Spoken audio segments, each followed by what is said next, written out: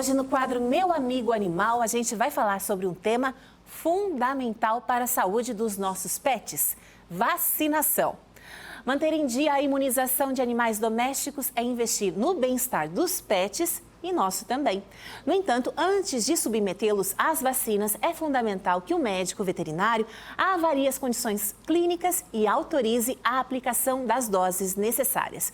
Por isso, nós recebemos a médica veterinária Ana Cláudia Andreasa. Boa tarde, doutora Ana. Boa tarde, obrigada pelo convite. Seja muito bem-vinda. Então, sobre esse tema, por que é tão importante, para início de conversa, que um médico faça essa avaliação e prescreva as vacinas? Certo. Bom, a vacinação, na verdade, depende muito do estado clínico do paciente, tá? Então, o médico veterinário é o único profissional capacitado para fazer a aplicação dessas vacinas, né? O médico veterinário avalia o paciente, se ele estiver com bom estado de saúde, aí as vacinas são feitas. Então, não é porque o vizinho fez que eu vou lá fazer? Não, é muito individual, depende de cada paciente. Assim como nós, humanos, só nos vacinamos quando estamos saudáveis, os animais também. Porque isso pode acarretar em problemas, né, doutora? Sim, pode. Se o animal não estiver bem de saúde, provavelmente a imunidade que ele estaria destinando à resposta vacinal está sendo enviada para um outro problema sistêmico, né? Então a gente precisa ter certeza que esse animal está saudável para que a resposta imunológica seja boa, né? Que seja adequada. E por que estar atento, então, às fases? Dependendo da idade, ter a cadernetinha em dia, assim como a gente tem dos bebês, por que ter uma caderneta, então, em dia dos pets? Ok. Bom, a vacinação, existem protocolos distintos para filhotes e animais adultos, né? Seja cão ou seja gato. Então, os filhotes, eles precisam de doses a mais para que o sistema imune produza anticorpos suficientes para quando o animal entrar em contato com aquele agente viral, ele possa ter uma boa resposta e não desenvolver a doença, né? Os cães adultos, a vacinação ela é anual. Então, o animal que foi filhote fez um protocolo, a partir do momento que ele passou a ser adulto, ele passa a fazer essa revacinação anualmente. Mas caso eu tenha adotado já um animal um pouquinho grande, adulto, e não saiba do histórico dele, como que então é possível colocar isso em dia? Nós partimos do princípio de que esse animal nunca foi vacinado, porque justamente não tem um histórico vacinal. Então, a gente faz o protocolo de filhote num animal adulto quando a gente não tem esse histórico. Doutora, existe algum mito, alguma lenda, assim como agora se criou em relação à vacina humana? Tem pessoas que têm resistência a vacinar animal por alguma história que ouviu falar?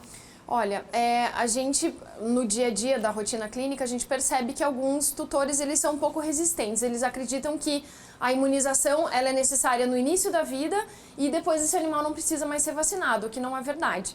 Então, os anticorpos, eles precisam estar sendo produzidos constantemente pelo organismo. A partir do momento que o animal não é revacinado, após 1 ano, 2 anos da vacina, da última vacinação, ele não tem uma carga de anticorpos suficiente para combater aquele agente viral. Então é necessário. Exatamente. E agora, a gente está falando de cães e gatos, né? Então, assim, ambos têm que ter esses mesmos cuidados. Sim. E quais as doenças mais frequentes que são possíveis evitar através da vacinação? Bom, para cães, doença muito já conhecida, as pessoas, né, que veem cães na rua, né, podem se deparar com essa doença, que é a cinomose. É, de longe, a doença mais preocupante entre os veterinários. O parvovírus, né? O coronavírus também. O parvovírus e o coronavírus são vírus que agem no intestino do animal, então causam diarreia sanguinolenta, né? E podem levar filhotes a óbito. Então, filhotes que desenvolvem parvovirose ou coronavirose, eles podem vir a óbito com facilidade, tá? Em gatos, clamidiose, né? A FeLV, que é a leucemia felina, são as doenças mais preocupantes também. É bastante comum, né? A gente costuma... Nós temos também, todas as terças-feiras, um quadro de adoção. Então, a gente sempre traz essa informação, se testou positivo ou não testou. Testar positivo não é um quadro negativo necessariamente, só que significa que ele vai ter que ter cuidados especiais. Depende da doença. Se o animal for testado para FIV e FeLV e ele for positivo FIV, e aí a gente está falando da AIDS felina, a AIDS felina, o agente ele é muito parecido com o vírus da AIDS humana. Então, ele causa o quê? Imunossupressão no paciente. Esse paciente ele não vai morrer do vírus da FIV, mas ele pode pegar doenças onde ele tem um sistema imunológico comprometido por conta da ação do vírus e ele vai desenvolvendo infecções ao longo da vida. Pacientes com FIV, eles têm uma vida extensa se você tratar as doenças quando elas ocorrem, né? O paciente com FeLV já é diferente. O paciente com FeLV, a grande maioria deles, dependendo do tipo da FeLV, eles vão a óbito em questão de 1 semana. E transmitem a doença. Sim. Então, assim, se você tem um bichinho, de repente vai adotar outro, principalmente, se é um cuidado que já deve ter, mas principalmente se for colocar um outro em casa, por isso que entra a questão da vacinação, né? Exatamente. Animais resgatados, a gente sempre tem que ter em mente que fazer o teste de FIV-FeLV é muito importante, né, nos felinos, e a vacinação, ela não, se o animal for positivo, ela não vai interferir, mas o importante é você fazer o teste para que, se você for adotar novos animais ou se você já tiver outros animais, para que você tenha cuidados específicos, para que eles não se contaminem entre eles. Perfeito. Mais alguma colocação sobre vacinação, doutora? A princípio, não.